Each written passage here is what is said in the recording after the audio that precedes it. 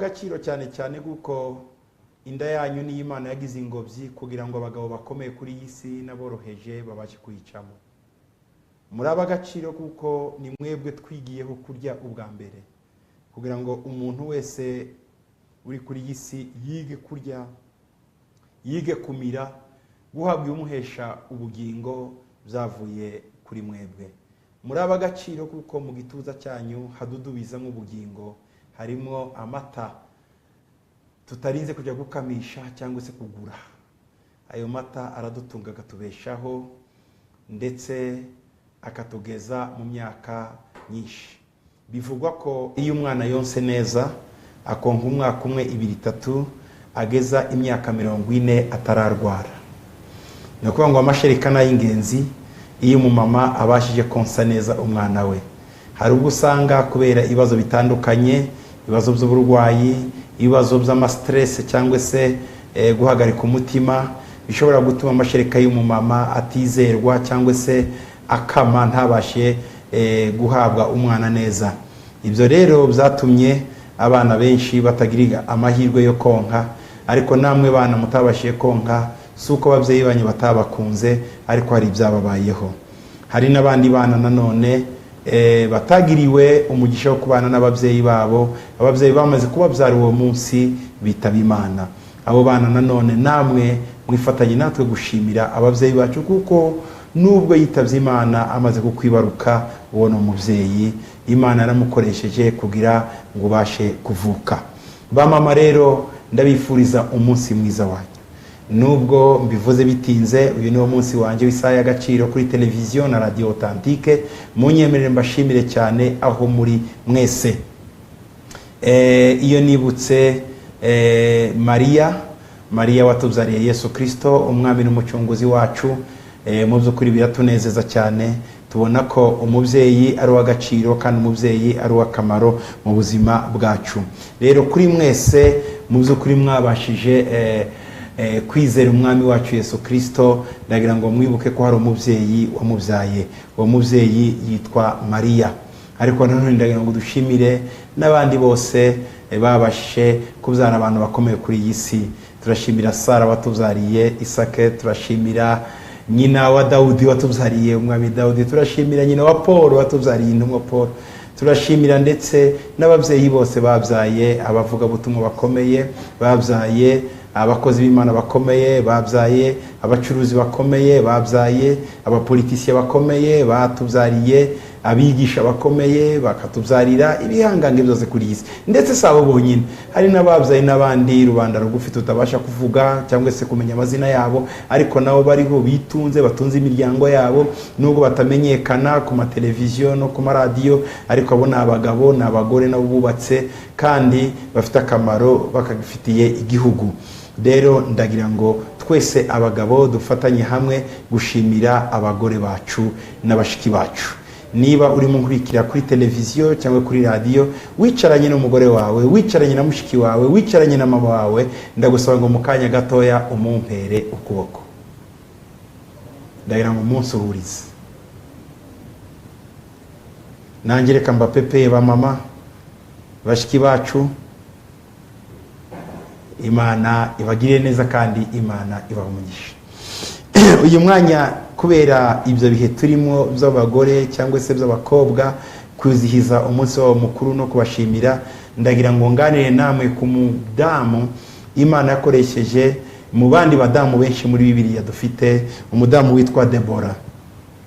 Mu gitabo cy'abacamanza ibice ni 5 ku murongo wa 5 no kuwa 6, mumbabarire kuwa 6 no kuwa 7, Bibiliya yavuze ngo mu gihe cy'umugabo witwaga Shamugari mwene Anati no mu gihe cy'umudamu witwaga Yayeli,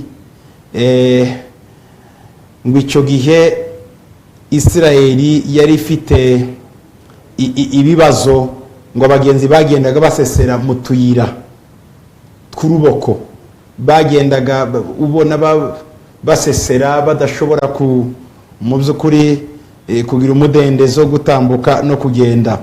Bibiliya rero itubwira ko icyo gihe abantu basaga n'abafite ubwoba bwinshi cyane, kubera iki Isirayeli yari yaratewe n'umugabo witwaga Yabini, umwami w'i Kanani.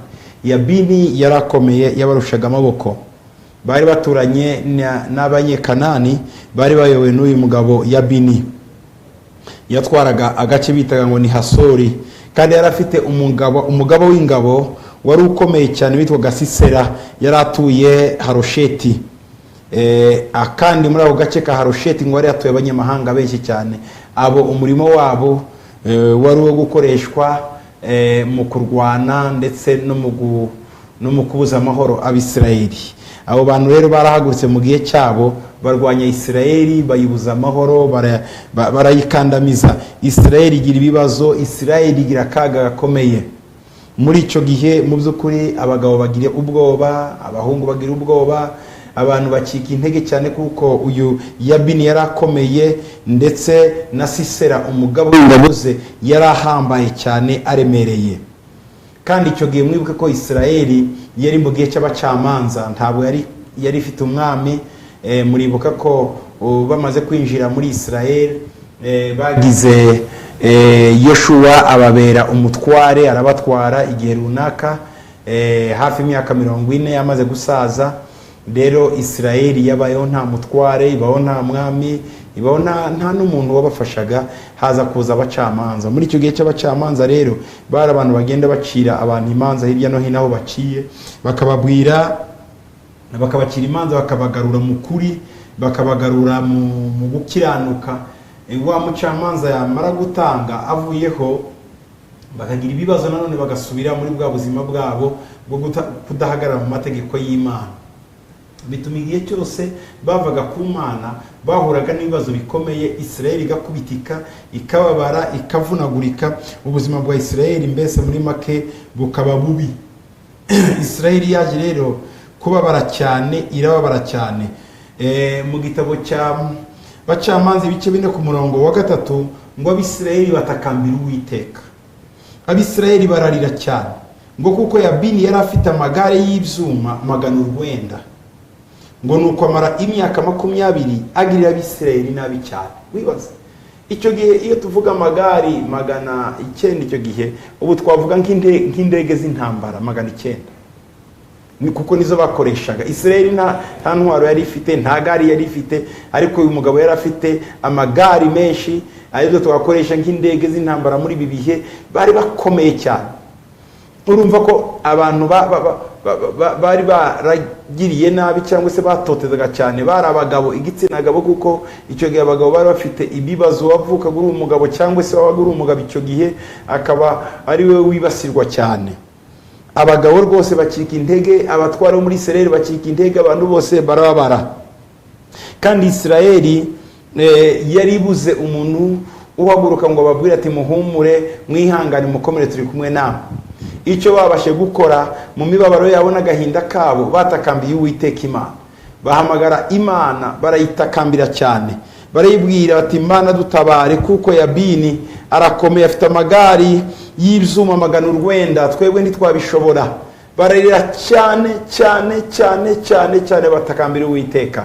Ndagira ngo nawe nkwibutse ko mu bibazo byawe urimo ushobora kubutsikamiwe na Yabini. Yabini akubuje amahoro, Yabini akubuza gusinzira, akubuza amahwemo. Wibaza ejo hawe hazaza ntuhabone, ukibaza uko uzabaho bikakugora. Wareba ejo hawe mu by'ukuri ukabona umwijima, ukibaza se uri mu biki, urakora ibiki, urajya he, urava he. Ibyo byose bikuzura mu bitekerezo byawe, ukibaza ngo se ndabigenza gute. Reka nkwibutse ikintu Abisirayeli bakoze gihambaye, bakoze ikintu kirenze. Bibiliya iravuga ngo Abisirayeli batakambiye Uwiteka. Mwene data uri munyumva, mubyeyi uri munyumva, mukobwa, muhungu uri munyumva, takambira Uwiteka. Mu bihe bisa nk'ibi cyangwa se mu buzima uri mucamo nk'ubu, ndagusaba ngo utakambire Uwiteka. Vuga ngo Mana nyobora muri iyi nzira, Mana nyereka icyo gukora, Mana mbwira aho kujya, Mana ni wowe byose kuri njyewe, Mana nyiyereka, Mana vugana nanjye. Ndagira ngo wongere kandi wiyereke Imana, ujye mu maso y'Imana, uyitakambire. Nuyitakambira Imana ari icyo ikora. Amasengesho rero y'Abisirayeli yaje gusubizwa, ariko asubizwa mu buryo abantu benshi batatekerezaga, kandi mu buryo abantu benshi batibazaga. Bibiliya irambwira ngo ico gihe ngo umucamanza wa Isirayeli yari Debora umuhanuzikazi muka Lapidote, yari atuye munsi y'igiti cy'umukindo wa Debora hagati y'Irama ni Beteli mu gihugu cy'imisozi miremire ya Efurayimu. Abisirayeli bose bajyaga bamusanga ngo abacire imanza. Muri icyo gihe kigoye, muri icyo gihe gikomeye, haje guhaguruka umugore witwaga Debora. Yahagurutse afite imirimo ibiri navuga. Umurimo wa mbere yahagurutse ari umucamanza.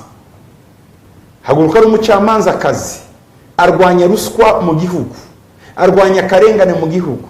Debora aragenda humuriza abagabo. Debora ikindi ahaguruka ari umuhanuzikazi. Icyo yakoze, yabwiye abantu ibyururutse imitima yabo. Harababwira ati muhumure, Imana ya Isirayeli iri kumwe nawe. Muhumure, sinzabatererana. Muhumure, ndi kumwe nawe. Rwose abaremamo umutima, atangira kubacira imanza munsi y'igiti bari baritse ngo ni igiti cya Debora. Barushe bakita igiti cye, niyo yari office, niyo yari biro icyo gihe. Yafashe igiti cyicara munsi, yashiramo intebe y'ubucamanza, atangira gucira Abisirayeli imanza. Abisirayeli bararuhuka, Abisirayeli baranezerwa, aranabahanurira ababwira iby'Imana yababwiye. Umva rero icyo Debora yavuze. Yavuze ngo igihe abatware ba Isirayeli bari baracitse intege, ngo byageze igihe ngo ubwo ngewe Debora nahagurutse, ngo mpaguruka ndi umubyeyi w'Abisirayeli. Haleluya. Umwe mubwire mwene data, ntiwisuzugure mubyeyi. Ejo hashize ku itariki ya 8 twizihije umunsi mukuru wanyu. Ndagusaba ibintu bibiri. Ikintu cya mbere ngusaba, mubyeyi mukobwa, haguruka. Haguruka. Haguruka. Haguruka. Haguruka, wuzura imbaraga z'Imana. Icya kabiri, bu mubyeyi muri Isirayeli. Bibiliya iravuga ngo ngewe ngo narahagurutse, ngo kandi mpaguruka ndi umubyeyi w'Abisirayeli. Debora yakoze ikintu gikomeye cyane. Yarahagurutse hanyuma bu mubyeyi. Hari wahaguruka ariko ntabwo umubyeyi. Bivuze ngo yahagurutse ari uko yabanje kwicara. Abamama mwagize igihe mwicaye, kandi hari ibintu mugomba gukora, hari ibintu mugomba gushira mu buryo, hari ubuzima bwa benshi mugomba gusubiza agaciro, hari amasengesho mugomba gukora tukongera kugirana ubusabane n'Imana. Bibiliya iravuga mu gitabo cya Yeremiya ngo mushakire ngo abagore bazi kuboroga, ngo bazi kurira, ngo baririre umukobwa w'i Siyoni, baririre Isirayeli. Hari ukuntu abamama mugomba guhaguruka mugasenga, mugashaka mu maso y'Imana, mukegera Imana. Babyeyi nimuhaguruke, babyeyi musengere. Sengera urugo rwawe mama, sengera abana bawe mama, sengera umutware wawe, sengera akazi kawe, sengera inzu yawe, sengera abaturanyi bawe. Imana yabahaye uwo mutwaro, Imana yabahaye izo mbaraga, yabahaye amarira, yabasutse amarira mu mutwe, kugira ngo yabahaye umutima w'impuhwe n'imbabazi, kugira ngo mubashe guhaguruka musenge, muhamagare, mubwire Imana. Debora yabonye ibintu bikomeye. Yabini abamereye nabi, umugabo w'ingabo we Sisera abamereye nabi, aravuga ngo no, ndahaguruka Debora. Ndahaguruka Debora, sinsinzira. Ndahaguruka Debora, ngomba gukubita Yabini. Ndahaguruka Debora, ngomba kurwanya Sisera. Abagabo twatinye, abagabo bose bahunze. Hari igihe kibaho ukabona umugabo wa yacitse indege pe, ukabona abana bacitse indege. Icyo gihe ujye uhaguruka uri umumama mu nzu, uhaguruka uvuga ati no, iyi nzara yo muri uru rugo sinyihanganira, cyangwa se izi ndwara zo muri uru rugo sinzihanganira, ibibazo byo muri uru rugo simbyihanganira, aka kavuyo ka sinkihanganira. Haguruka nka Debora. Babyeyi, ntube gusa umunsi wo kubashimira umunsi wanyu, ahubwo umunsi wo gufata ibyemezo, umunsi wa decision, umunsi wo kuva mwari muri mujya handi, umunsi wo gufata ibirindiro, uve mu rwego rumwe uje mu rundi, uvuga ati enough is enough, mu nzu yanjye amarira agomba guhagarara. Niko mubyeyi ugomba guhaguruka, niko mubyeyi ugomba kugira. Dore Imana yabahaye imbaraga, mwabakobwa, Imana yabahaye ubushobozi. nimuhaguruke muri izo mbaraga, muhaguruke muri ubwo bushobozi. Dore ko ari na mwebwe Imana yahaye kuba benshi, mufite umubare mwinshi w'abakobwa n'abamama mu isi, muri benshi. Nimuhaguruke rero mukirane n'ibidukiranya, nimuhaguruke mukirane n'ibyo bibazo biri mu mago yacu, biri mu mirimo yacu, biri mu matorero yacu, ibyo bibazo biri hirya no hino mu buzima bwacu bwa buri munsi. Muhaguruke babyeyi, Imana ishimwe. Bibiliya yavuze ngo igihe abatwara ba Isirayeli bari baracitse intege, ngo nibwo njyewe Debora nahagurutse, ngo ndahaguruka, ariko mpaguruka ndi umubyeyi wa Isirayeli. Hari diferanse y'umugore n'umubyeyi, itandukanirizo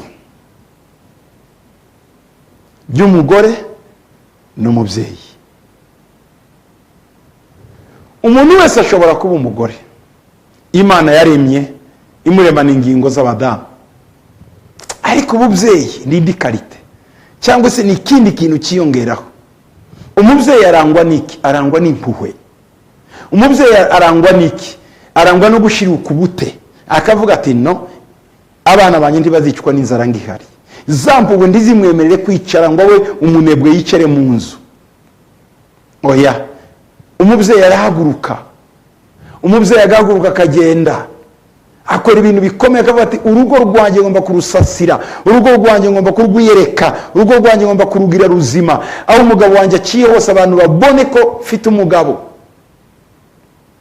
N'udafite umugabo nawe wasigaranye imfubyi ze, akavuga ngo batazavuga ngo ruya rugo ntirugira umugabo. Imfubyi ngiye guhaguruka zanjye nzireme, nzigira abagabo, nzigira abantu bazima. Akiyemeza akavuga ati no, ngomba kuba umubyeyi. Umubyeyi afite umutima wagutse kuruta uw'umugore. Umubyeyi afite umutima urenze uw'umugore. Hejuru yo kuba umugore, karite y'ububyeyi ni karite igaragaza umuntu ubyara, umuntu wonsa, umuntu ufite impuhwe, umuntu ugabura, umuntu utanga, umuntu wakira, akakira abashyitsi n'urugwiro, akishimira abantu, umuntu ukunda urugo rwe, umuntu ukunda abantu, umuntu ubana n'abantu. Uwo ni umubyeyi. Ikibazo cya mugenzi wawe ukumva ari icyawe, ikibazo cy'umuturanyi ukumva ari icyawe. Mwe ntimurye umuturanyi aburare, oya, ukarunguruka ukareba uko bameze, ukabashyira akantu ko kurya. Umubyeyi iyo abonye umwana amubona ko atari uwundi ari uwe. Umubyeyi wa Isirayeli, ngo mpaguruka Debora ndi umubyeyi wa Isirayeli. Bivuga iki? Umwana wese yabaye wa Debora. Ikibazo cyose cyabaye cya Debora. Debora ntiyigeze asanga undi mugore arimo arira ngo atambuke yinyurira agende. Oya, yariranye nawe, afite icyo amufasha arakimufasha. Umubyeyi ni umuntu ubabarana n'abandi, wishimana n'abandi. Bibiliya iravuga ngo mpaguruka ndi umubyeyi muri Isirayeli, ndahaguruka ndakora. Yahagurutse ari umubyeyi muri Isirayeli. Haleluya! Arahaguruka ari umubyeyi. Ndagusaba rero mubyeyi uraha, uhaguruke, inzu uyubake, uhaguruke usane inzu yawe, uhaguruke usane urugo rwawe, uhaguruke usane n'urugo rw'umuturanyi wawe. Haguruka wa mubyeyi we, haguruka wisinzira. Iki nicyo gihe cyawe. Ngo njyewe Debora ndahaguruka, ngo ndi umubyeyi wa Isirayeli. Haguruka uri umubyeyi wa Isirayeli. Haguruka ubutubere umubyeyi, uhaguruke utugiriye neza, uhaguruke. Imana ishimwe cyane. Uhaguruke ubu umugore. Umubyeyi ninde? Ni umugore w'imico myiza, ni umugore ariko ufite indi karite, aba afite imico myiza.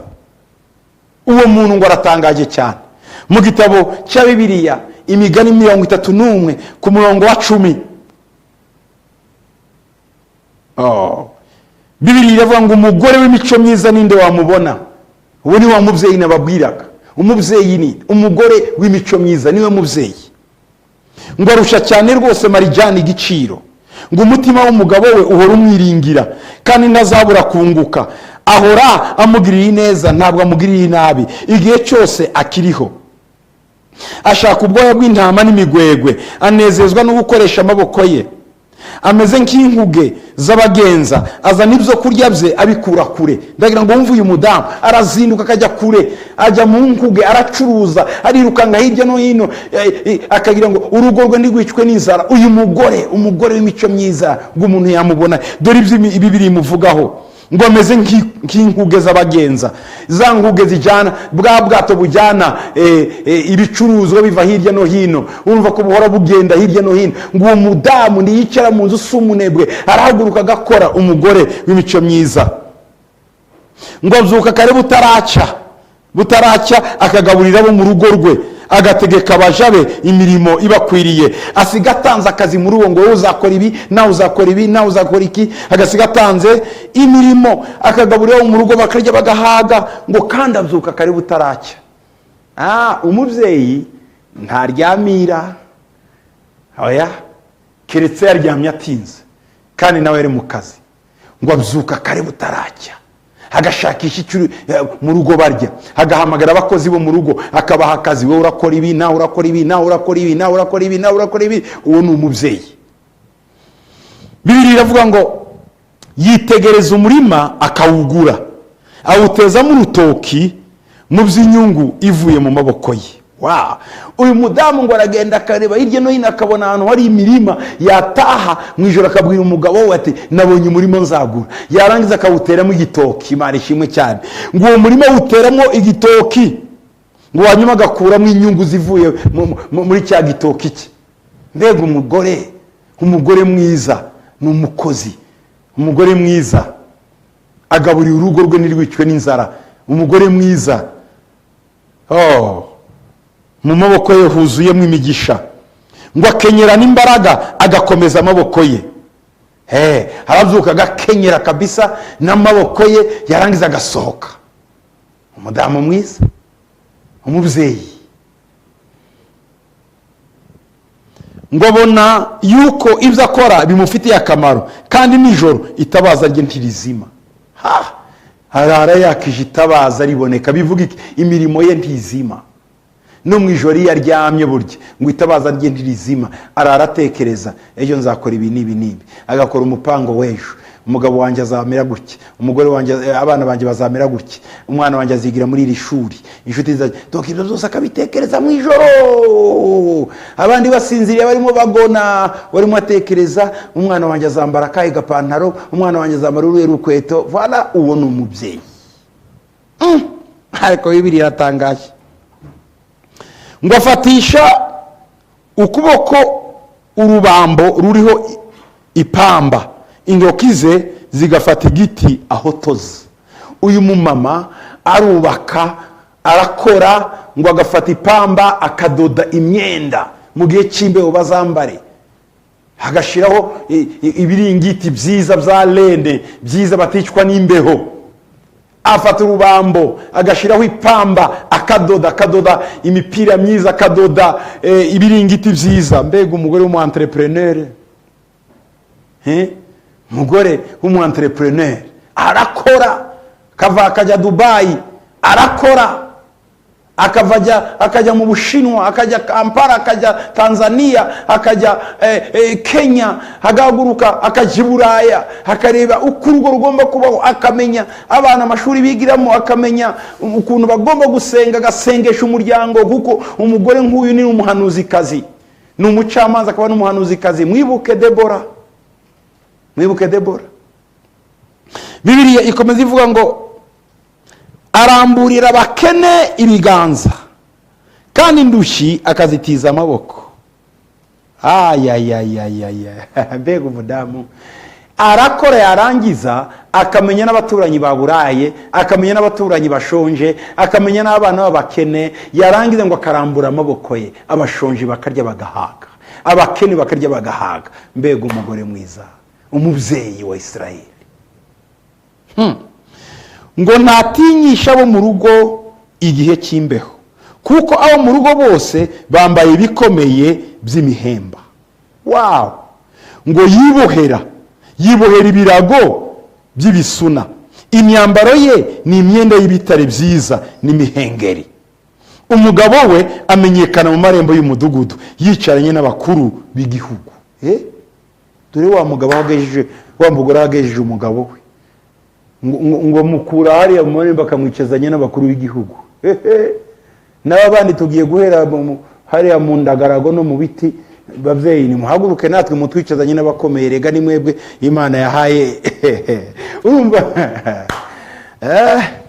Imana igibwe cyane ngo mu rugo rwe ntibatinya imbeho kuko bose barifubitse. Abo mu rugo rwe ntibatinya ngo hewa imbeho yabaye nyinshi turaryama gute, none ngo yamaze kudoda. Kandi nawe ngo aba yambaye imyenda myiza y'ibitare y'imihengeri, umugore arambara bye akambika n'umugabo we aramwambika nawe akambara. Baca mu muhanda bakavuga ngo kweli, voici l'homme, behold the man. Uyu ni umugabo sha, ati ceceka ni umugore. Turakubita tukanwingirira za karavate, ariko mbabwire inyuma yacu haba hari abazi twambitse. Umugore ari we muvyeyi akora imirimo ikomeye cyane, ngo atuma twicarana n'abakuru b'ibihugu. Madame, niba ntaricarana n'abakuru b'igihugu cyangwa umugabo wawe ataricarana n'abakuru b'ina, akazi nakawe. Bibiri iguhaye uwo mutwaro, haguruka ukore, utubere umuvyeyi, utuzamure mu ntebe z'ibyubahiro. Bibiliya yavuze ngo umugabo we ngo amenyekana mu marembo y'umudugudu. Kera muri Israeli mu marembo niho hicaraga abagabo bakomeye, nawe araza mu bandi akicara. Ati uriya mugabo arakomeye, ariko ngo ni umugore wabikoze mu ibanga.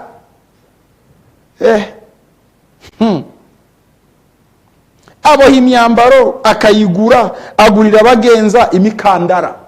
Mbega umugore ucuruza imyambaro agacuruza imikandara, aba mu mpu, afata impu akazikoramo imikandara, afata imyenda, afata ipamba, akora ibiki. Uyu ni umudamu d'affaires. Bibiliya iramwemera, ivuga umugore ukura abantu mu bukene akabageza mu rwego rwo hejuru, ukura abantu ku cyavu akabageza ku ntebe z'abakomeye. Uyu ni umudamu Imana yahaye imbaraga zo kuba umubyeyi. Ngo imbaraga n'icyubahiro nibyo myambaro ye, kandi igihe kizaza azaba giseka atacyitayeho. Uyu icyubahiro n'imbaraga ni imyambaro ye, ahora yubashwe kandi bahora bamukunda aho aciye hose. Ngo n'igihe kizaza iyo inzara yaje n'ibindi bisanga we yarahunitse afite ibigega, ngo agaseka cyagiye cy'inzara. Abandi bakirwa ngo inzara yatwishe, naho we iwe haruzuye, yarahunitse ibigega biruzuye. Ngo abumbuza akanwa k'ubwenge, kandi itegeko ry'ururimi rwe riva ku rukundo.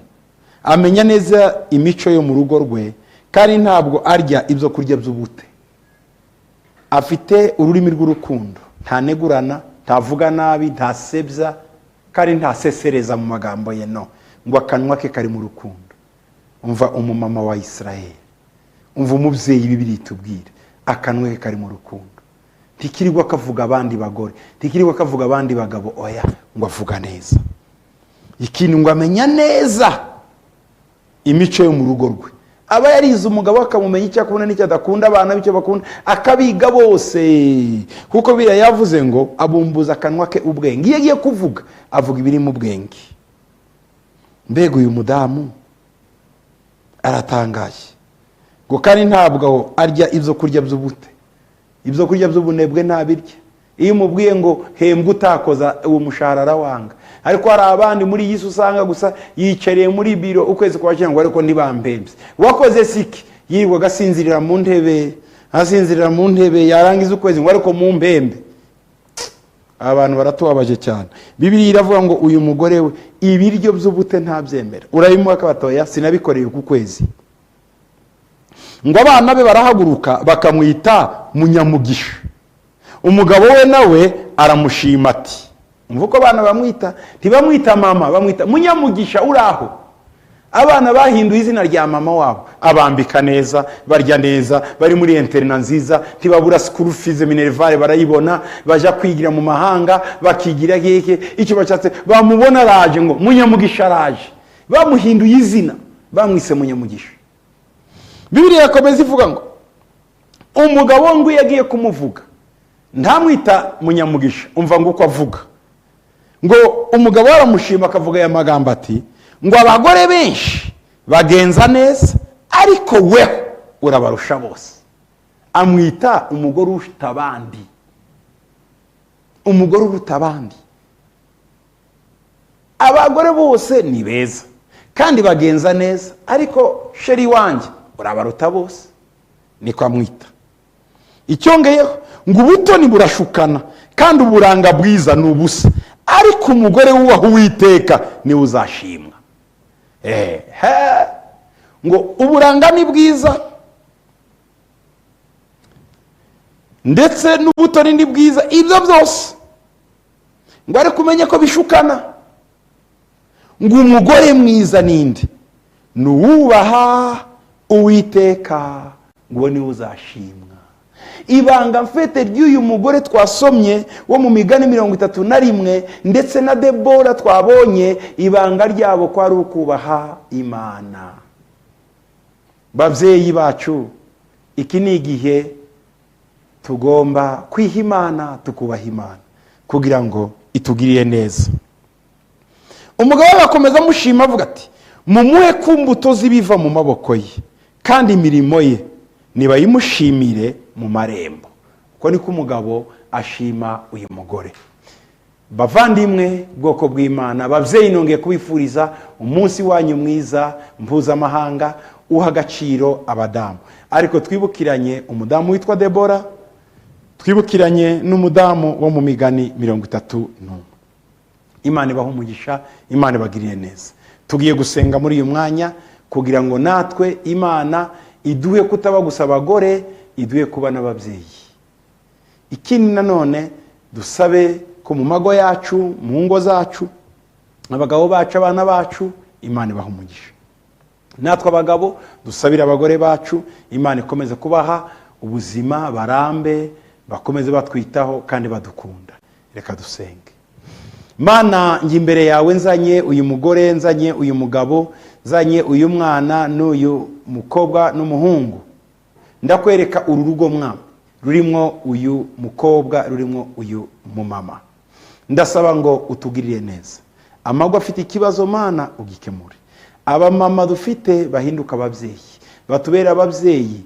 Mana ubambike ingeso nziza z'uyu mugore wo muri 31 mu gitabo cy'Imigani.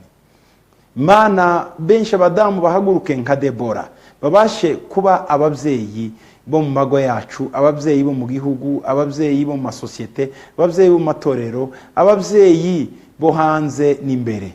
Mana turasabira buri mugore wese umugisha, turasabira umuvyeyi wese umugisha, n'abana babakomokaho imigisha, ndetse n'abakobwa bacu imigisha, n'abahungu bacu imigisha. Turabasabira mwami kubagirira neza, wigaragaze nyakubahwa kuko uri Imana. Reka data buri mugabo wese ashimishwe n'umugore wamuhaye, ashimishwe mwami n'umuhungu n'abana bamuhaye b'abahungu n'abakobwa.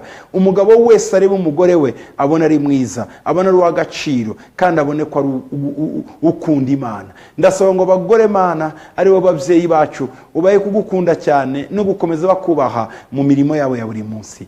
Ndabasabira umugisha papa, ubagiriye neza. Buri mudamu wese ibyo yabashe kutugezaho, contribution yakoze mu buzima bwacu nk'abagabo, akabikorera abana bacu, turamusabira umugisha mwami. Reka ubagiriye neza, ubakomeze, ubashigikire. Abadafite mwami umutekano n'amahoro muri bo uyabahe nyakubahwa. Wongere uzane Mana amahoro hagati y'umugabo n'umugore, amahoro hagati y'abavyeyi n'abana. Aya mago yacu wongere uyuze mu imbaraga zawe, ugarura urukundo rwakonje mu mitima y'abana bawe, ugarura umunezero Mana, ukuremo agahinda kose. Hari amago akundana ariko arimo araca mu bibazo bikomeye by'ubukene, mu buryo mwami umuhungu asubira iwabo n'umukobwa agasubira iwabo, kandi bari barubakiye hamwe. Ndagira ngo ubukene ubakure mu mwami, bongere kubaka mu izina rya Yesu Kristo w'i Nazareti. Ndagusaba data, ndagusaba Mana ngo abana babuze minervale uzibahe Mana, uhe aba babyeyi imbaraga zo gukora, ubahe imiryango ibakingukire babashe gukora Mana.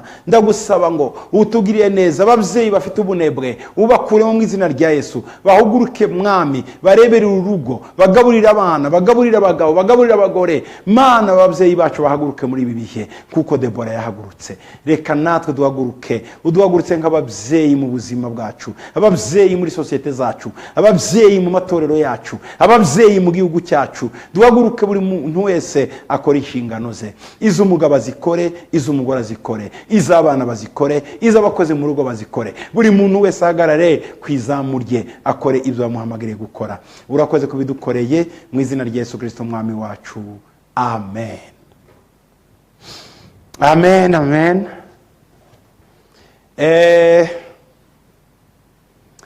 Ndabashimiye cyane ko mwakomeje gukurikirana ikiganiro cyacu. Uyu munsi turi kumwe n'umwana w'umukobwa, ngira ngo mubereke, ni umutumirwa wacu, ari ibumoso bwanjye, yitwa Tuyizere Yvonne. Tuyizere Yvonne, uraho? Aho neza.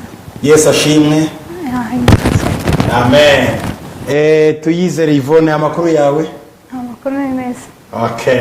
Ndagira ngo mu magambo magufi mbibutse ko uyu Tuyizere Yvonne ari umwana ukunda Imana, kandi ni umwana nza kubabwira iby'Imana yamukoreye muri iyi minsi. Muri ibi bihe turimo tureba abadamu ndetse n'abari n'abakobwa, nagira ubuntu bwo kubana na Tuyizere Yvonne. Reka mu magambo magufi mbasabe Yvonne abibwire. Yvonne, ndagira ngo ubwire abatwumva bakunzi b'ikiganiro Isaha y'Agaciro kuri televiziyo na radio Authentique, ubibwire. Murakoze. Nitwa Tuyizere Yvonne, nkaba ntuye kuri Mahoko, naho nsengera Zion Temple Mahoko. Nkaba ndangije umwaka ushize wa 2017. Nkaba nararangirije muri Lycée Notre Dame de Citeaux mu ishami ry'imibare, ubugenge n'ubutabire. Iyo ni imibare, physique na math. Urakoze cyane. Uvuze kuba muri Mahoko. Mahoko ni hehe? Hari abatazi Mahoko. Tuvuge ubu ngubu barimo badukurikira, hariho abantu bo muri Canada, ko turakurikirwa n'abantu bo muri Australia. Hari abantu barimo badukurikira bari. Iyo uvuze Mahoko, Mahoko ni murakoze. Mahoko ni urumva ni mu karere ka Rubavu. Mu karere ka Rubavu. Aha. Mahoko ni mu karere ka Rubavu. Rubavu yahoze ari Gisenyi kera, sivyo? Okay. Nuvuga ngo abantu bari hanze cyangwa se abatari bazi Mahoko barahamenye, ni muri Rubavu, sibyo? Aha. Tuyizere Yvonne, ndakwitegereza nkakubona uri umwana mwiza. Wavuze kuva muri Mahoko, urasenga, urakijijwe?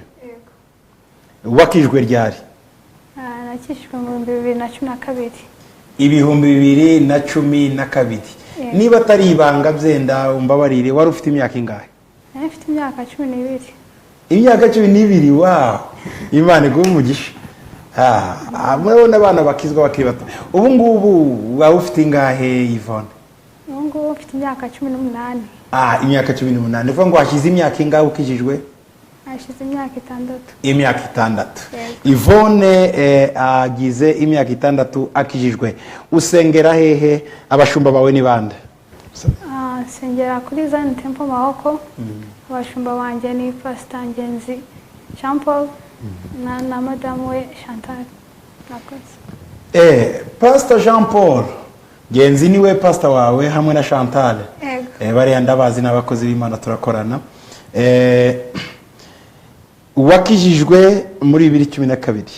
Yvonne, ufite ababyeyi bombi? Uracyafite famille? Ababyeyi nafite, ariko mfite umwe, papa yapfuye mu 2004, sigara na mama wenyine. Pole. Ndagira ngo mpumurize n'abandi bana bose barimo badukurikira hano badafite ababyeyi bombi, cyangwa se bafite umubyeyi umwe, cyangwa se bana bafite bombi ariko batabana nabo ibibazo byababayeho. Bana batoya, abakobwa, bahungu, muri bo mukurikira muri uyu mwanya, ndagira ngo mbabwire ngo pole. Gusa umenye ko kuba udafite ababyeyi bombi, kuba udafite umubyeyi umwe ntibituma utazagera imbere, cyangwa se ntibituma Imana ikwibagirwa. Amasezerano yawe aracyahari, ibyo Imana yakuvuzeho bizaba. Rero ndagira ngo nsabe Yvonne atubwire gake ku bw'amashuri yawe. Wavuze ko wiga mate, shimi na fizike. Ayaya, mbega ibintu abantu benshi banga, ifo fizike na mate na shimi wagira ngo n'uburozi. Abana benshi yo bumvisha imibare umutwe uki babyita gute mu Kinyarwanda? Fizike ni iki? Fizike no ubugenge. Fizike ni ubugenge mu Kinyarwanda. Mate ni imibare. Mate ni imibare. Shimi ubutabire. Mbega Ikinyarwanda gihambaye. Reka rero ko nabina ubugenge ni fizike cyangwa se physics. Imibare ni mate, mathematics, mathematics. Ubutabire ni shimi. Ikinyarwanda ni cyiza cyane. Ntabwo nari mbizi, nari nzi gusa imibare, nari nzi mathematics ko ari imibare, ariko ubugenge n'ubutabire nanjye uramfashije. Cyakora mwebwe mwagize Imana, abana mwize no mu Kinyarwanda, muzi ibintu byinshi mu Kinyarwanda abantu benshi tutazi. Ndagira ngo nawe nkurikira kuri radio na televiziyo imitabire n'ubugenge, ndagira ngo no bwa mbere nawe ubutabire bambe urakoze cyane. Ubutabire na biology ni iki? Biology ni ibinyabuzima. None se ibinyabiziga ibinyabuzima ni biology, ibinyabiziga ni imodoka. Okay. Ibinyabuzima ni biology. Ubutabire ni shimi. Ubugenge ni physique. Imibare ni mathematics. Ubwo nta kandi wambwira ntazi? Akandi nka haje ni apari ibyo ngibyo. Geography. N'ubumenyi bw'isi. Geography n'ubumenyi bw'isi. Histoire n'amateka. N'amateka. Technology ni ntacyo muyivuye. Technology ubwo ni ikoranabuhanga. Technology ni ikoranabuhanga. Naho geometry ni geometry ni ibintu tumba ari nk'amashongero. Amashongero n'ubwa mbere nubi. Geometry amashongero ni geometry. Wazajya kuri televiziyo muzo gutwigisha ibyo bintu, ugende bitubwira amazina yayo tuzabimenya. Amashongero ni geometry. Okay, anyway, reka twe dukomeze. Abarimo badukurikira nimutakaze ikiganiro cyacu, turimo turareba ni umunsi mukuru w'abamama ndetse n'abakobwa. Dufite hano umukobwa witwa Tuyizere Yvonne, afite imyaka 18, atuye muri Rubavu ahitwa Mahoko. Yarakijijwe afite imyaka 12, bafite 18, agize imyaka 6 akijijwe. Ukora iki mu rusengero Yvonne? Murakoze, nkora umurimo wo protocole, ndi umudiyakoni. Ese uri mu protocole? Yego. Uri umudiyakoni? Ko mbona ari akazi katoroshye da? Kwirirwa uhagaze wicaza abantu. Ariko byose tubishozwa na Kristo bw'imbaraga. Amen. Wumva bitakubangamiye nkawe wiga imibari, mathematiques, physique, ubugenge na bwa bundi ntibuka bijya byose ibyo bizose urabyiga, warangiza ukirirwa uhagaze protocole? Oya, nta kibazo bintwara kubera ko ari umurimo w'Imana, kandi kuko mba nzi ko ntakorera ubusa nta kibazo. Ntukorera ubusa nta kibazo. Good. Ndagira ngo mubaze muri ibi bizamine mu minsi ikize, ese uri mu wa kangahe? Ndangije umwaka ushize. Uwa gatandatu w'amashuri yisumbuye. Uwa gatandatu w'amashuri yisumbuye, hajya ni 6e secondaire? Ni nako bayita nyine? Secondary, senior 6. Yes. Okay. Waratsinzwe? Naratsinze. Waratsinze? Yego.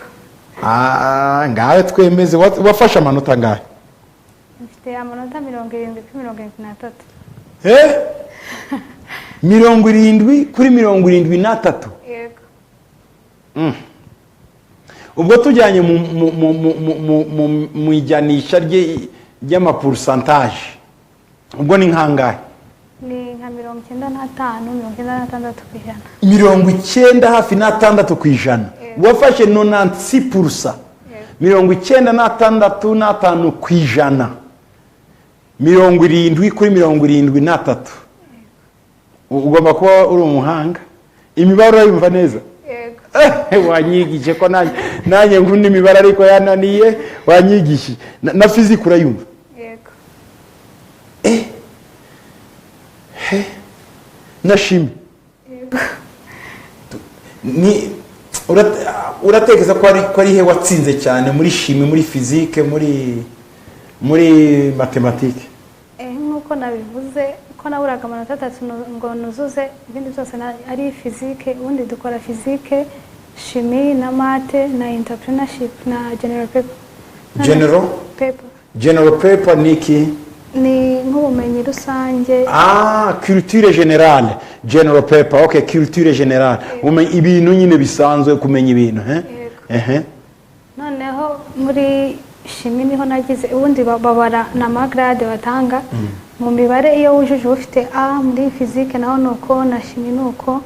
Wari ufite A muri physique, ufite A muri mathématique, ufite A muri shimi. Oya, muri shimi ufite B. Muri shimi ufite B. Okay. Noneho uko amafaga kurikirana niko nk'ufite A bayujuje afite 18. Niko bagenda babibara. Okay. None tuvuge iyo muri shimugira A. Wari gufata gute? Byari kugenda gute? Wari kugira nka mirongo? Yari kwa 73 kuri 73. Wari kugira 73 kuri 70 ariko ako kabe karakagenda iyo rwose Imana tubabarira ako kabe kazanywe niki icyakora umva naho nibitanga 70 kuri 73 nabyo warakoze cyane. Naho entrepreneurship nayo nabonye A. Wabonye A. General paper iyo watanga S uvuga success, ubwo watsinzwe washyiraho F. Nizo nyuguti zombi zari kuko yo igira inota rimwe. Nuvuga ko yo ni S na F. Tibagira A B. Okay. Wafashe S. Entrepreneuria wafashe A. Physique A. Mathématique A. Kashimi B. Aka kantu rwose aka kantu tuma ugasenge ariko warapfutse pe.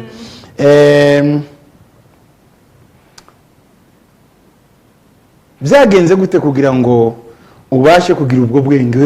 Waravutse usanga urabufite. Byagenze gute rwose ko mbona hari abandi bana ubona bigoye, ntabo mwiganaga byagoraga? Barahari. None se uratekereza ko ari iki kugira ngo ubwo bwenge bugire? Nakoze ikintu ntekereza ko byagenze. Ubundi umuntu mu buzima bwe hari uko avuka, hari ibintu byinshi ahabwa mu buzima kandi byose biba bimufasha. Noneho kuri njyewe ndi umuhanga mu ishuri, hari abijya binanira ariko ndashimana cyane ko yangize umuhanga, ariko n'uwo byananira wese aba afite impano ye, hari ikindi Imana yaramuteganyirije kizima no kumuntu atiheba.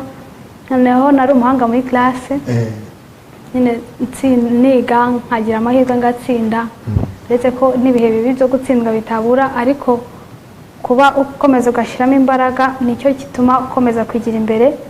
Noneho uko byagendaga kwiga ni ukubanza ugasenga, kuko hari ijambo rimbwira ngo ibintu byose ngo iyaba Uwiteka atari urinda umudugudu abarinzi bakaba babereye maso ubusa. Nkabanza ngasenga nkiragiza Imana, nkayereka ibintu byanjye, nkayereka Mana ndabizi ko rero umubyeyi wanjye nubwo papa adahari ndabizi kuri mu mwanya we, niyo mpamvu ngusaba ngo uzubane nanjye muri aya masomo. Ingingo Imana ikaza ikabana nanjye nkiga bw'amahirwe, kubw'imbabazi z'Imana n'ubuntu bwayo nisanga natsinze. Imana ishimwe cyane, ndishimye pe. Nuko ko Imana niyo washize imbere, niyo ubanza imbere. Imana ishimwe.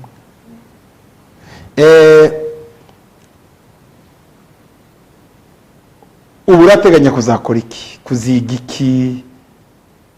muri kaminuza urateganya kuzakomeza kaminuza cyangwa kuzabivamo warangije segonderi ntushaka gukomeza kwiga urumva ari iki wakora kaminuza yo nzayikomeza ntabwo nahagarika kwiga urumva amanota yanjye mpagaritse kwiga byaba bipfuye ubusa byose nzakomeza kwiga ikintu nziga nashaka kwiga medicine ariko biragoranye cyane ku muntu nta biology ifitemo ariko umuntu aragerageza ubwo medicine niyo ashaka kwiga nkazisipesiyaliza mu bintu bya gynecologist ni bijyanye n'abamama n'abagore n'ababyeyi yego imyanya yabo kugira ngo bibashe kugenda neza niwo mutwaro ugira yego arifuza kwiga medicine ariko kondisiyo zikaba zigoye utarize biology ubundi wize imibare n'ibindi ntibashobora kukwemerera kwiga biology bigenda gute ubundi kondisiyo niziye ngo umuntu yige medicine ubundi medicine iragora cyane ari mu bihugu byo hanze no mu Rwanda biragora cyane cyakora icyo nzi nuko abantu bize biology ifite 73 kuri 73 urayibona nyine warize biology ukayibona byihuse ariko yewe ntabwo mfite amakuru menshi ahagije gusa icyo nzi nuko hari igihe ubanza kwiga farumasi kuko abafarumasi bigana na medicine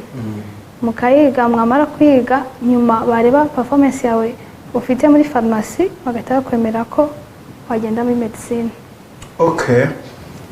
iyo ni plan A plan B ni iyihe yawe in case ukazu medicine basi tuvuze atoke nta mahirwe ngiriwe cyangwa nta mwanya mbonye ni iki kintu uteganya kwiga nakoze nkuko nabibabwiye rwose imibare ndayumva kandi ndayikunda noneho nari ndimo ndashakisha indi faculty najyamo nabonye ari software engineering kuko nayo ikenera imibare kandi urumva na physics zose byajyanamo noneho nkumva ariyo nashoboye nka designinga nga creating ama applications atandukanye ese burya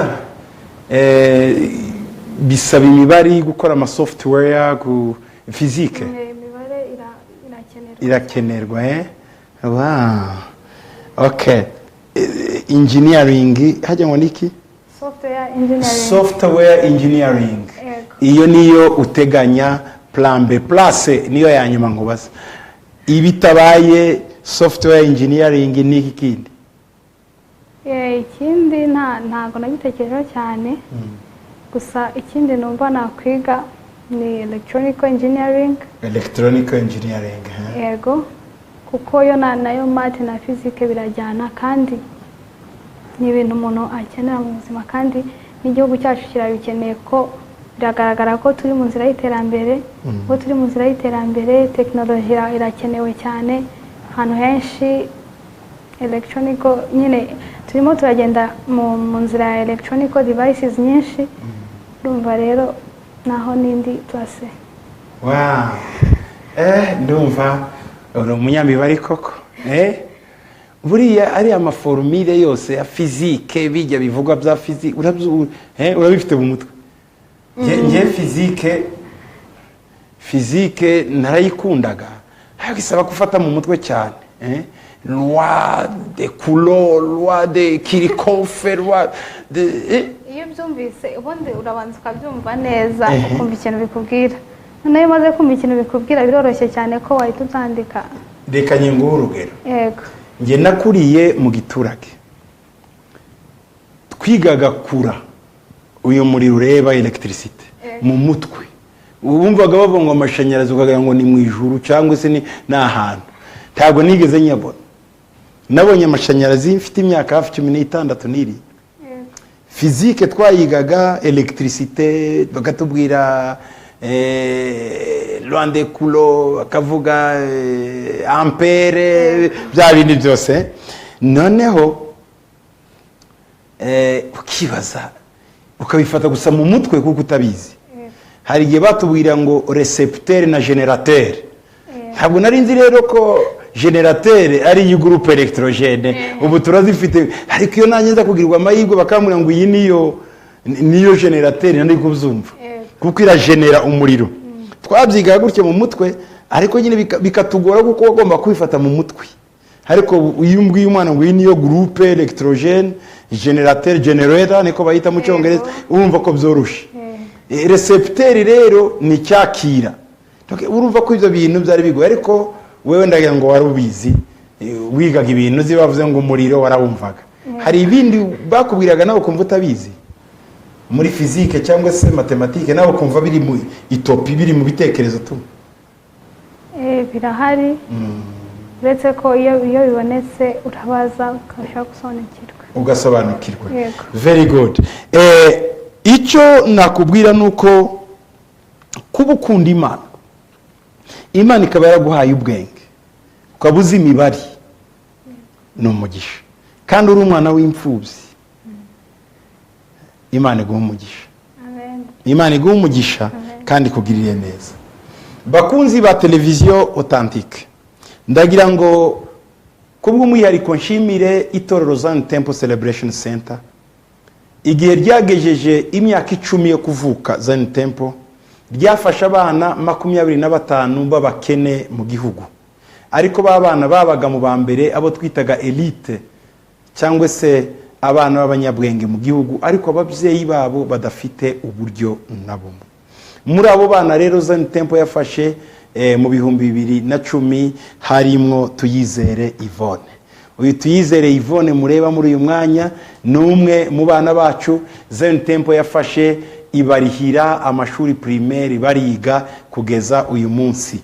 Numwe rero twabashe kubazanira kugira ngo tumumurike imbere yanyu, tubamurikire icyo mwakoze Minervare mwabarihiye, none umwana ari muri babandi baba elite bagiye baba mbere, niwe twabashe kuzana hano kuri televiziyo Authentique kugira ngo tushime Imana kandi dushimire abakristo bazayo. Ni mwaritanze kuko twababibye nk'imbuto. Muribuka icyo gihe hari muri Afrika Haguruka nabasabye ko tubiba aba bana nk'imbuto, ejo hazayo ni hazaza. Turababiba abana, tukomeza tubakurikirana. Yego bamwe bagiye ababyeyi babo bimuka bajya hanze, abandi ariko abo twabashe kugumana nabo, ndagira ngo mbabwire mu by'ukuri ko dufite umwana muri bo twaje kubereka uyu munsi w'umuhanga mu bintu by'ubugenge, ibintu by'imibari, ibintu by'ubutabire. Uyu ni umwana tuberetse yitwa Tuyizere Yvonne. Kaba mbashimiye cyane abakristo ba Zion Temple kubwo kwitanga mwitanze, mukomeze mwitangira umurimo w'Imana, dukomeza dufasha abana benshi. Murumva ko umwana nanone avuze ko yifuza kwiga université, umwana ararangije muri secondaire, nanone mwakomeje mwitanga kandi arifuza kwiga section nziza. Umwana rwose mukomeze mushishikarire mu musengere, mu mwiteho, azige medicine cyangwa se software engineering cyangwa se electrical engineering. Ayo ni amaterime benshi ntabaca kuva mu Kinyarwanda, ariko nyine nuko niko yitwa electronic cyangwa se ibintu by'ikoranabuhanga, akaba afite ubumenyi bwabyo. Ndabashimira ko mwabashe kumufasha no kumutera inkunga, kandi ndashimira itorero ry'amahoko riyobowe na Pasteur Jean Paul ndetse na Chantal madamu we, mwabashe kumurera. Ndashimira na mama we wabashe kumuba hafi umwana ukamuha uburere bwo mu rugo. Ndashimira abanyeshuri wigiye kuri ihe shuri Lycée Notre Dame de Citeaux. Ribahe hafi ya CHK mu mujyi. Hafi ya CHK mu mujyi. Okay, turashimira Lycée de Notre Dame de Citeaux, mwabashe kuturera umwana mukamufata neza akiga, none akaba atadukoje igisoni, yegukanye amanota 70 kuri 73 mu buryo tujyanisha n'ijana ni 95 kwijana. Urumva ko ari distinction ikomeye umwana wacu yabashe kutugezaho. Mukomeze mukore ibyiza, muzasarura mutaguye isari.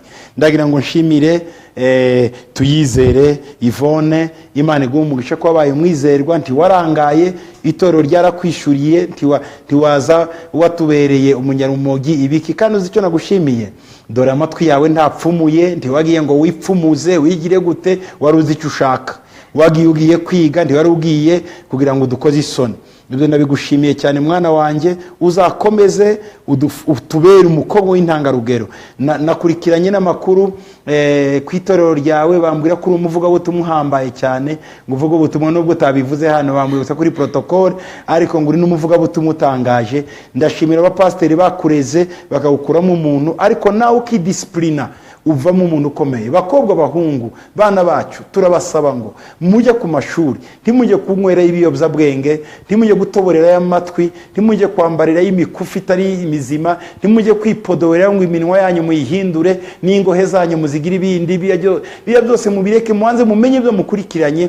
Mwagiye kwiga, igihugu kibatezeho byinshi, ababyeyi banyu babatezeho byinshi, itoro tubatezeho byinshi. Bakobwa, bana b'abakobwa bacu, bahungu bacu, turabasaba ngo mujye mwambara ipantaro neza, mutazirekuye ngo zigwe hasi, ni mwambare neza. Ikindi, imisatsi yanyu mujye muyogosha, mwogosha imisatsi yanyu ibe myiza. Abana bacu mwirinde kunywa amatabi, mwirinde kunywa urumogi, mwirinde ibiki. Mumenye icyo ababyeyi babatumiye kuri ayo mashuri. Muzi ko ari mwebwe, twe ko turasaza, ni mwebwe maraso yacu, ni mwebwe buzima bwacu, ni mwebwe tangiriro ryacu igihe twe tuzaba duheze. Turabasaba rero ngo nimujya ku ishuri mwige neza. Kandi ikindi nsaba abana bacu, ndasaba abana b'abakobwa n'abana b'abahungu, ndabinginze cyane, mujye musenga, mwige n'imibare. Ndabasaba ngo mwige imibare, science, technology, electronique na mathématique, cyangwa se physique niyo chimie na biologie. Mujye mufata umwanya, okay, nabandi mwiga histoire, geographie, nabyo mwiga neza, Imana ibaho umugisha. Ariko nakabasabye cyane muhatirize ubwenge bwanyu, muyisaba Imana, mwige imibari, mwige ubugenge, mwige rwose ikoranabuhanga, mwige ibintu, kuko ibyo bizateza imbere ibihugu byacu n'umugabane wacu wa Afrika. Ntimuzafata ibintu gusa by'ubunebwe ngo nziga biriya nibyo bitansaba gutekereza cyane. Oya, ndavanga usengeye kugira ngo nawe umutwe wawe ukoreshe imibare wuzemo na biriya byose, kuko ikoranabuhanga rirakenewe cyane mu bihugu byacu, rirakenewe muri Afrika. Murabona ko umugabane wacu usigaye inyuma abana bacu, kuko muri abanebwe. Bahungu bakobwa, muri abanebwe, muraryamira, ntimubyuka, ntimufatikaye ngo mwige. Mwirwa mureba gusa za internet, za pornography, nta kindi mureba. Abana bacu batoya mufata za muziki mugashira mu matwi yanyu, zikabamena amatwi akiri kare. Mwirirwa ku matelefone mureba, amaso yanyagahuma. Ubu mwese musigaye mwambara amarinete. Ndabasaba abana bacu murebe icyabajyanye ku mashuri, mwongere mwige. Ikindi mwige cyane, mufate umwanya wo kwiga, mumenye mathématique, mumenye science izo arizo zose, biologie, chimie, biriya byose mubyige, kuko ni mwebwe, ni mwe buzima bwacu, ni mwe hejo hacu. Ndabibasabira rwose. Ndagira ngo mbashimire mwa bakobwa mwa bahungu mwe. Tuyizere Yvonne numwe twabashe guhamagara hano mu bandi bana b'abakobwa n'abahungu babonye amanota menshi cyane mu bo dusengana, cyangwa se mu bo itorero ryafashije. Ariko nabandi ndagusaba ngo haguruka rwose, ube umugabo, ube umudamu, kenyere, wige, ugire discipline mu buzima bwawe. Turangije ikiganiro cyacu hano, nsaba ngo nsabe Yvonne tuyizere asengera abana b'abahungu n'abakobwa bose bataramenya Yesu, bamumenye kandi bafite ubunebwe bwo kwiga. Bya byaha byose bakora ku ma internet urabizi, bijya bintu byose abahungu birigwamo n'abakobwa bitari byiza. Ubasengera bakizo bamenye Imana, kandi bige imibare nabo bayimenye. Ababuze ubwenge Imana ibubahe, basengere. Hanyuma ndaza kurangiza. Reka twumve Tuyizere asenga. Reka dusenge. Uwiteka Mana nziza, Uwiteka Mana ikomeye, Uwiteka Mana ishobora byose, turagushimiye cyane kuri Imana nzima, turagushimiye cyane ko waturemye, turagushimiye cyane ko turiho Data mwiza. Nukuri byose n'umugambi wawe, ngo ariko guhitamo n'ukwacu ko twawugenderamo. Mwami Yesu, turabana batoya, turi urubyiruko, ariko ngo nitwe mbaraga z'ejo hazaza. Turakwinginze Mwami Yesu, utugira abakomeye, kuko ijambo ryawe ritubwira ngo nuko ubasha gukora ibirenze cyane ibyo twebwe dusaba, ngo nibyo twibwira ngo nkuko imbaraga zawe zidukoreramo. Data mwiza, turagira ngo utugire abakwiriye, tugire abakiranutsi bawe Mwami Yesu, bituma dukoreshwa nawe. Mwami w'abami, nkweretse urubyiruko ruri ahantu henshi hatandukanye. Ndakwinginze Yesu Kristo ngo ubashe kubareba, niwe ubasha guhindura amateka, niwe ubasha guhindura imitima y'ubwoko bwawe. Reka n'ukuri duhindura imitima yacu. hanukura aho twakiraniwe hose, aho twagiye mu nzira zidakwiriye hose tubabarire, twezesha amaraso yawe, twambika imbaraga zawe zidasanzwe. Mwami w'abami ndakwinginze, Mwami ushobora byose, niwe waturemye, niwe wadushyizeho, noza imyicare n'imihagurukire hacu, noza ahazaza hacu Mwami Yesu, noza ibidufitiye umumaro. Ijambo ryawe niryo rimbwira ngo Mwami Yesu, mbese ni gute umuntu mutoya yagukurikira, ni gute yamenya kweza inzira ze, ngo nuko yakurikira ijambo ryawe. Hawidi nawe aravuga ngo Data, ngo niba ugira ijambo ryawe umutima kugira ngo ntabasha kugucumuraho. Data mwiza turakwinginze, ndasabira urubyiruko rwose kurutera inyota Data yo kumva ijambo ryawe, yo kurisoma Mwami Yesu rigasobanukirwa Data, ngo kuko ariho honyine dukura gukiranuka, ariho honyine dukura imbaraga zawe Mwami w'abami. Data mwiza, reba impande nyinshi zitandukanye, reba bari mu byinshi bitandukanye, reka agira ubuntu bwawe Data abashe kukumenya, ko ntawe ubasha kugukurikira adafite ijambo ryawe Data, adafite ko wamuhamagaye Mwami w'abami. Turakwinginze Mwami Yesu ngo twambike imbaraga zawe, turakwinginze ngo tubashe guhagarara Data nk'uko waturemye, kandi tubashe guhagarara Data nk'abadebora muri iki gihe Mwami w'abami, tuba ababyeyi b'ejo hazaza. Twambike imbaraga zawe tugira abakwiriye ku buryo Data hari aho tuzabasha kugeza igihugu cyacu ndetse na Abanyarwanda bose n'isi yose muri rusange. Mwami Yesu turagusaba ko tubaho umumaro, dukure bitagira umumaro byose, ibiyobyabwenge, kwirukira mu bidadufitiye umumaro Mwami Yesu, ibyo byose bidukureho, twambike imbaraga zawe, twambike gukomera kwawe Mwami Yesu, nukuri ngwino ubane natwe Data mwiza, nk'uko dusaba nk'uko ushaka, ni nako twizera ko ibyo tuzajya tubihawe. Shimwa kuri Imana nzima, shimwa kuri Imana itugira neza, kandi ibyo tugusabye byose byumvise ushaka ariko ugenda mu izina rya Yesu Kristo. Amen. Amen. Urakoze cyane tuyizere Yvonne kubwisengesho ryiza duhaye. Bavandimwe ndagira ngo ntararangiza mbibutse ko ku itariki 16 z'ukwezi kwa gatanu kugeza ku itariki 26 z'ukwa gatanu nzaba ndi kumwe namwe muri Israel. Nabateguriye urugendo rwa gihanuzi prophetic tour tujya muri Israel. Ubwo rugendo tugize iminsi turujyamo, nzaba ndi kumwe namwe, njyana namwe ahantu hatandukanye, nzabereka ahatandukanye, aho mubona muri yo stade, aho niho Paul yarafungiwe muri Kaisaria Maritima. Iyo muhareba abasoma bizakozwe n'intumwa 12, aho niho Herode uwo bitaga ngo ni Herode Antipa yatutse Imana, marayika akamukubita urushi akagwa hasi agapfa uwo mwanya. Aho niho yafungiwe imyaka 2 Paul muri Kaisaria Maritima. Nzabajyana bashorere bageze muri kiriya gihugu. Aho murebaho ni ku musozi wa Karmeli duhagaze. Aho mbereka hariya kure ni ku nyanja ya Mediterane, aho wa muhungu wa Eliya yarebaga akavuga ngo nta kintu ari nabona ku gicu hejuru. Yarahagaze aho ni hejuru hirengeye ku kanunga ku musozi wa Karmeli, aho Eliya yasabye imvura ngo igwe, yerekeza amaso ye ku nyanja ya Mediterane. Naho umuhungu yarahagaze abereka, abwira Eliya ngo narebye sindabona ikintu, kugeza igihe yabonye ijuru rimanuka ku musozi wa Hermoni. Rero mumbabarire ku musozi wa Karmeli. Tuzajyana namwe ahantu hatandukanye, tuzajyana mu misozi itandukanye, aho nahitwa Megido. Megido ni mu kibaya ca Yezreel, aricyo kibaya ca Aharmagedon birivuga kizabamwo intambara y'iminsi ya nyuma, igihe hazaba intambara ya Goge na Magoge. Aho mumanukira n'ahantu babereka uko abakobwa baje kuvoma amazi kera. Muribuka igihe barebeka bavomaga amazi y'indogobe bagaburira indogobe za Eliyazari, nuko byari bimeze, bamanuka gepfo cyane mu mwobo muri tunnel yepfo kujya kuvomera y'amazi. Aho naho bita Iberisheba. Iberisheba aho niho Isaka yavukiye, niho Yakobo na Esau yavukiye. Aho nanone turi ni Nazareti kwa ba Yesu. Aho Maria na Yosefu bajyaga gutoragura inkwi no mu mirima yabo. Murabona imyenda twari twambaye, iyo ni imyenda ya kera bambaraga. Ayo na amata y'amahenehene n'ibindi twanywaga. Murebye icyo giti kirahita kivamo imvuzo, uwo mwanya ayo mata hinduka ikivuguto mu isegonde imwe. Ibyo nta handi wabibonera uretse i Nazareti. Tuzajyana nawe ujye kuyibona. Murabureba iyo hene iri aho n'amahenehene yayo. urugendo rero tuzaba turi kumwe namwe ni rwiza cyane, ruzabajyana i Betifage. Aho ni Betifage aho Yesu yazituye ya ndogobe amanuka ku musozi wa Elayono.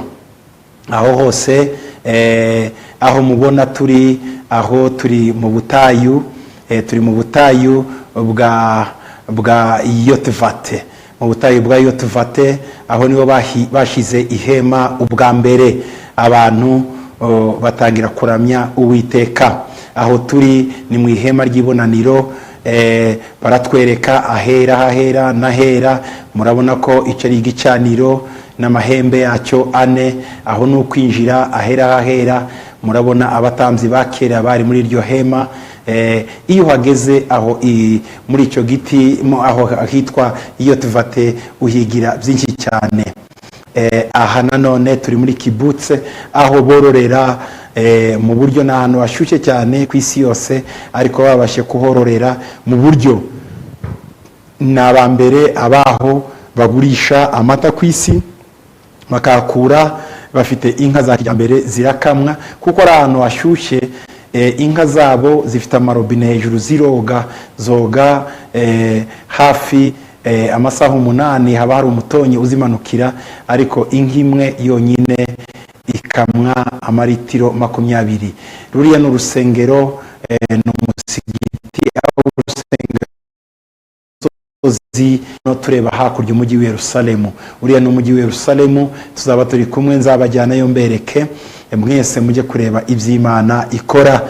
Tuzaba ndi kumwe namwe. Icyiza cyo kujyana nanjye nuko iyo tugiye ahantu ngenda mbereka. Aho ni Getsemani, turi mu gashamba ka Getsemani, aho niyo Yesu yasengeye. Mbere yuko tugera muri ako gashamba duca ahitwa Igalikunta nanone muri ibyo bice naho Yesu yaririye. Yesu ararira cyane, areba i Yerusalemu, abona umudugudu wuzuyemo ibyaha arawuririra. Iyo mukomeje rero mugera i Getsemani aho Yesu yaririye, ararira cyane, asengana umubabaro n'agahinda kenshi.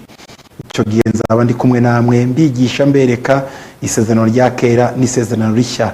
Aho turi rero mubona